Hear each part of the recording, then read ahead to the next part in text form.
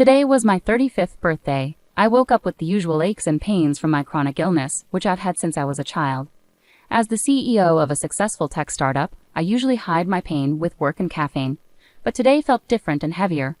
I decided to visit the private clinic, a place I almost considered a second home. I knew most of the staff by name, but Tom, the young nurse, always stood out to me. Tom was charming, with a quick smile that made many patients, including me, blush. He was also persistent. Today, when I walked into the clinic, he was the first to greet me. "Happy birthday, Elena." Looking great as always, he grinned, his eyes lighting up as he came over to me. "You know you don't have to go through this alone. I'm here for you." I sighed as I settled onto the clinic bed. "I appreciate it, Tom, but you know my situation. It's complicated." As Tom prepared the drip, he didn't miss a beat. "I don't care about your illness, Elena. I like you. Whenever you're ready to talk about us, I'm here." As Tom busied himself with the charts, I tried to focus on the positives. I was successful and independent, but I had to admit, I was lonely too. The day dragged on with the usual rounds of tests and doctor's visits. By late afternoon, I was ready to head back home, but Tom had other ideas. "Hey, birthday girl, you can't just go home and mope. Let's grab dinner, my treat. Let's celebrate you," he insisted. I hesitated. It was tempting to spend more time with him outside the sterile clinic walls. "Okay, but just as friends." "Just as friends," he agreed, but the twinkle in his eyes said more. Dinner with Tom was easy and filled with laughter. He had a way of making me forget about the clinical coldness of my routine. As we talked, it wasn't just about my health or the clinic. It was about movies, travel, and food. It was normal, and for a moment, I let myself enjoy it. "Elena, you're amazing," Tom said as he walked me to my car later. I really meant what I said. "I want to support you however you'll let me." I looked at him under the streetlights. "Tom, it's not easy. My life, my health, it's a lot to deal with." "I'm not just anyone, Elena. I'm asking you to give us a chance," he said confidently. I felt a mix of emotions. This kind man was willing to embrace me with all my challenges. "Let's take things slowly, okay?" Driving home, his words played in my mind. Could I allow myself to be happy with him? Wasn't life too short to be alone? 6 months passed quickly. Tom and I saw each other often, and every moment together eased the pain of my illness. He made everything feel simpler, lighter. But deep down, I worried about our future because of my health. Yet Tom remained steadfast. One cool Saturday evening, with autumn leaves painting the city in shades of orange and red, Tom suggested a stroll through the park after dinner. "Elena, I'm not great at fancy speeches," Tom began, his voice a bit shaky, which was unusual for him. "But I've been thinking a lot about us, about how happy you make me. I want us to be together forever."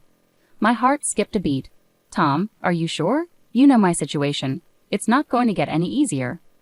"Yeah, I know, and I don't mind. I want to be there for everything. The good days, the tough days, everything," he said, pulling out a small box from his pocket.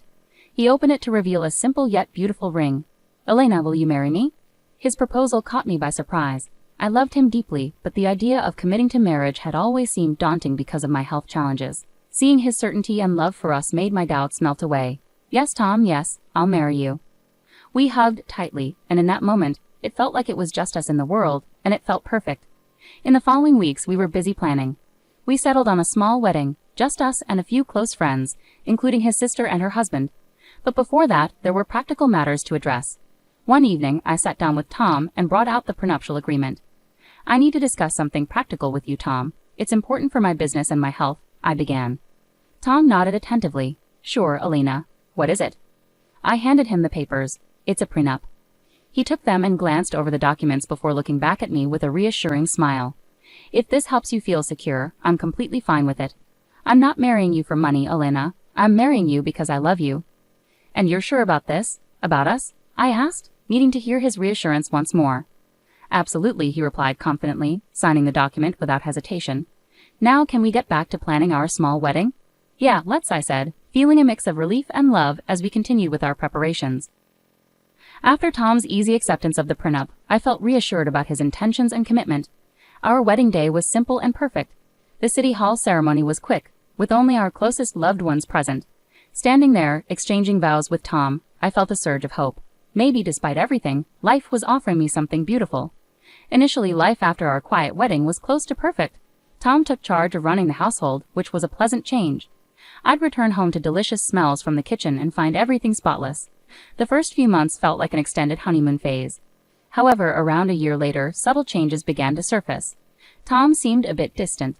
His enthusiasm for household tasks diminished, and he became more withdrawn.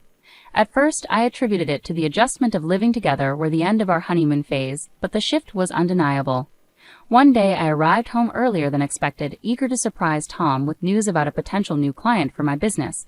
As I walked in, I anticipated finding him busy in the kitchen or tending to chores. Instead, the house was unusually quiet. Moving towards the kitchen, I heard a voice. A woman's voice, cheerful and unfamiliar, as if she belonged there. Opening the door, I found a middle-aged woman humming while chopping vegetables. She looked up, surprised. "Oh, you must be Elena. I'm June. Tom didn't mention you'd be home so soon." "June? And who exactly are you?" I managed to keep my voice steady despite the shock. "I'm the housekeeper. Tom hired me about a year ago. I come in a few times a week to clean and cook. It helps out a lot," she explained with a smile, unaware of the bombshell she had just dropped. A housekeeper? For a whole year? And I had no clue. Anger and betrayal surged through me, but I kept my composure. "Right. I see. Thanks, June. Could you give us a moment?" "Of course," June replied, wiping her hands and exiting the room. When Tom returned home, he found me in the living room, still processing everything. His face immediately fell when he saw my expression. "Who's June, Tom?" I asked directly. Tom hesitated, then sighed heavily. "She's the housekeeper. Look, I meant to tell you, but I was afraid you'd be upset that I wasn't handling things around the house myself." "Upset? Tom, I'm upset because you lied, because you felt the need to hide this from me." My voice grew more intense with each word. I know, and I'm sorry. It started small, and then I just didn't know how to bring it up without it becoming a big deal. It seemed easier to keep it quiet," he explained, his remorse evident. "Easier for who, Tom? Because this doesn't feel easy for me," I shot back. That night, we talked it out. Tom apologized, and I attempted to grasp his perspective, but a rift had formed between us, a small crack that left me questioning what else he might be hiding. Things smoothed over somewhat, but the seed of doubt had been planted. Tom continued to excel at cooking and managing the house, but now I knew he wasn't actually doing all the work himself. It seemed clear. I worked, and he oversaw the home, though it was outsourced. Yet Tom's behavior remained unsettling, beyond just the concealed housekeeper. Late-night phone calls in hushed tones, sudden demands for privacy, and constant excuses for needing more money, all pointed to something amiss. So, I took action. I hired a private detective, using my resources. It didn't take long for the detective to uncover the truth, and it wasn't what I wanted to hear. Tom was spending most of his days at a casino, losing staggering amounts of money. Relief washed over me that there wasn't another woman, but despair settled in at the depth of his deceit. That evening, as Tom returned home, I awaited him in the living room, the detective's report in hand. He tried to greet me with a kiss, but I stepped back, holding up the papers. "Care to explain this?" I asked, my voice icy and more composed than I felt inside. Tom sank down onto the sofa, his face buried in his hands. "I never meant for it to spiral like this. It started small, just a way to relieve stress, but it grew, and I didn't know how to stop." "And you thought lying to me and stealing from me was the answer?" My voice rose, frustration boiling over. "I'm sorry, Elena. I'm so sorry. I need help. I want to quit, I swear. Please help me get out of this mess," Tom pleaded desperately. Taking a deep breath, I tried to steady myself. "I'll help you, Tom, but this is the last chance. You need professional help for your addiction, and you're going to sign an agreement acknowledging the $50,000 debt I'm covering." Tom nodded solemnly. "Yes, I'll do whatever it takes. I'll get help." We arranged for him to start treatment the next week. Just when I dared to hope for a return to normalcy, Tom dropped another bombshell. Tom's sudden suggestion caught me off guard. "Elena, I've been thinking. Maybe we should have a baby. It might bring us closer," he said out of nowhere. I stared at him in disbelief. "A baby, Tom? You know that's not possible for me. It's not just risky, it could be life-threatening." He immediately tried to backtrack. I know. I didn't mean. Forget I said anything." But the idea didn't stop there. It kept resurfacing, and even his sister, who was an obstetrician, called me about it. "You should really think about it, Elena. Having a baby is natural. Don't be selfish," she said. "Selfish? You're a doctor. You know my health condition. How can you even suggest this?" I was furious. She scoffed and hung up. The conversation left me shaken. How could they be so heartless and insensitive? Months of building tension and unresolved arguments had left my nerves frayed, but nothing could prepare me for the shocking scene that greeted me that fateful day.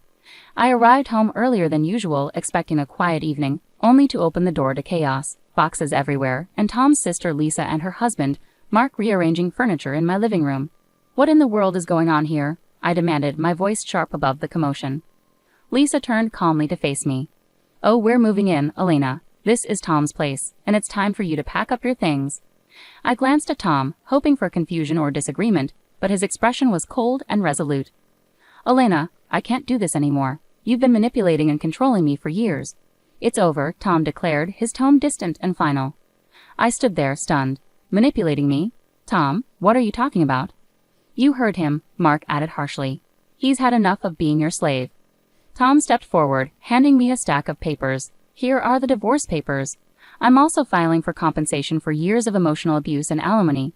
I need to prioritize my well-being now. As I took the papers, the room seemed to spin around me. It felt like a nightmare unfolding before my eyes. I flipped through the documents, each word feeling like a betrayal, but amidst the rising panic, a calm determination settled over me. I couldn't help but let out a short, humorless laugh. Well, you're in for a surprise. Think what you want. My lawyer will be in touch, I said firmly, without another word. I went to our bedroom, packed the suitcase with essentials, and prepared to leave. There was no point in arguing. The man I had married, the man I thought I knew, was gone. Driving away from the apartment, I headed towards the elite cottage village where my house awaited. A home that had been mine long before Tom came into my life. As I passed through the familiar gates and greeted the guards, a sense of relief washed over me. The house stood exactly as I had left it, spacious, serene, and perfectly suited to my needs. It had always been my sanctuary, a place I had prepared for my future, knowing my health might present challenges. As night settled, I made a few phone calls to my closest friends, letting them know about the situation and assuring them I was all right. Next, I called my lawyer to discuss our strategy. Tom's claims and demands wouldn't go unchallenged. A few days later, settled into the peace of my sanctuary, I was surprised by an urgent call from Tom. His voice was filled with panic and anger. Elena, you've set me up. This is some sick game to you, isn't it? I responded calmly, a small smile on my face. Tom, if there's been a misunderstanding, why don't you come over and we can talk about it? I'll send you the address. Not long after, I watched from my window as the village gate opened and Tom, along with Lisa and Mark, drove in. They pulled up to my front door, their faces pressed against the car windows, clearly impressed by the sight of my expansive home. As they approached, their earlier confidence seemed to falter a bit as I greeted them at the door. Clearing the silence with a small cough, I offered a polite smile. Well, what brings you to my humble abode? Tom, still visibly agitated, blurted out, Your lawyer called me. He said I have to pay next month's rent for the apartment, $6,000. You never told me it wasn't your apartment. You never asked about it, I replied calmly.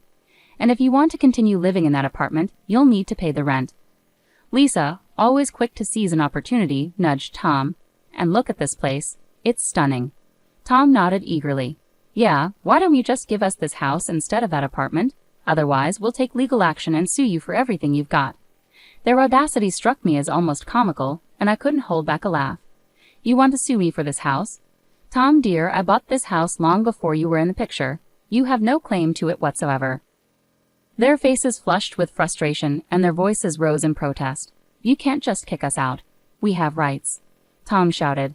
That's where you're mistaken, I stated firmly, picking up the phone. Security, could you please escort these individuals out? It seems they've made a wrong turn.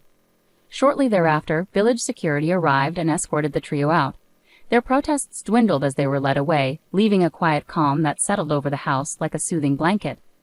After they departed, I sat back down, the earlier laughter replaced by a weary sigh. It was evident that Tom and his sister were grasping at straws, attempting to intimidate me into relinquishing what was rightfully mine. I phoned my lawyer once more, recounting the events of the day's confrontation. We need to be ready for anything they might throw at us, I asserted, my voice steady with resolve. Don't worry, Elena. We're prepared for this. They have no legal basis, he reassured me confidently. The day of the court hearing arrived with palpable tension. Walking into the courtroom, my lawyer by my side, I braced myself to confront whatever claims Tom and his family had concocted. The accusations were absurd. Tom alleged that I had exploited him, portraying himself dramatically as my slave. He painted a picture of endless chores and an ungrateful existence under what he described as my tyranny, while his sister Lisa and her husband Mark nodded in agreement, affirming his every word. I fought the urge to roll my eyes at the melodrama. Fortunately, it was soon our turn to present the truth of the matter. My lawyer stood confidently, adjusting his suit jacket with poise. Your Honor, we have evidence that refutes every single one of Mr. Thomas's claims, he declared firmly, then proceeded to introduce our first witness. June, the au pair hired by Tom, stepped forward. I worked in their household, handling all the chores and cooking. Mr. Thomas rarely helped, she testified, supported by employment records and pay stubs that clearly showed Tom's minimal involvement in household duties, contrary to his assertions. Following June's testimony, my lawyer introduced the prenuptial agreement. According to this legally binding document signed by both parties, he continued, pointing to the signatures at the bottom, it explicitly states that in case of divorce, Mr. Elliott is entitled to nothing, no alimony, no compensation. The courtroom fell into a hushed silence as the gravity of the prenuptial agreement settled over everyone present. Tom's complexion paled visibly when my lawyer continued, Mr. Elliott, did you read this document before signing it? Tom hesitated, his voice faltering. Well, I saw the part about what would happen if something happened to Alina, but you didn't read it in its entirety, correct? My lawyer interjected. Yes, but I didn't think. Tom began to explain. You didn't think to read what you were signing? My lawyer pressed, turning back to the judge. Your Honor, we also have evidence of Mr. Elliott's substantial gambling debts, which Mrs. Elliott graciously paid off, and we have a signed acknowledgement from Mr. Elliott himself. As Tom slumped in his seat, the weight of his circumstances seemed to settle upon him. The judge's clear and firm voice cut through the courtroom. After reviewing the evidence and testimonies, this court grants the divorce requested by Mrs. Alina Elliott. Additionally, all claims for compensation and alimony by Mr. Thomas Elliott are denied. Leaving the courtroom, I felt a profound sense of relief, though it was quickly overshadowed by the commotion outside. Lisa was angrily berating Tom, her words sharp and unforgiving. You idiot.